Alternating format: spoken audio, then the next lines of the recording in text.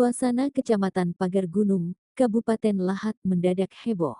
Pada tanggal 24 Juli tahun 2025, tim penyidik dari Kejaksaan Negeri Lahat melakukan operasi tangkap tangan OTT di Kecamatan Pagar Gunung, Kabupaten Lahat, Sumatera Selatan.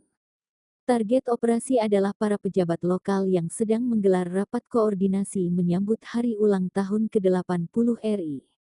Sebanyak 23 orang terjaring, yang terdiri dari para camat, kepala desa, dan pengurus kecamatan yang hadir dalam rapat koordinasi tersebut. Setelah diamankan, mereka dibawa ke Kejaksaan Tinggi Sumsel untuk pemeriksaan lebih lanjut. Dari OTT ini, penyidik menyita barang bukti berupa lebih dari 60 juta rupiah tunai, diduga berasal dari praktik pungli oleh pejabat kecamatan.